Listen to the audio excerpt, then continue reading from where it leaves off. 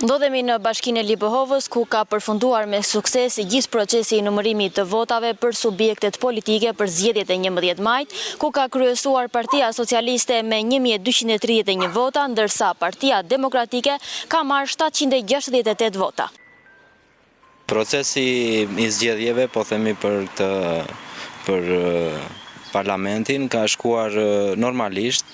Të gjitha qendrat e votimit janë hapur në orën 7, ashtu sikur se ishte përcaktuar. Kishim pak probleme me 2 qendrat e Zagories, kjo për efekt të pajisjes pej, të cilën në njërën mungonte dhe në tjetrën pati një vonesë për të shkuar deri aty.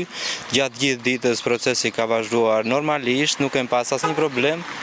Të gjitha kutit kanë ardhur nga ora 7 e mbrapa, kanë ardhur tek KZZ-ja për të grumbulluar për vendin e numërimit të votave.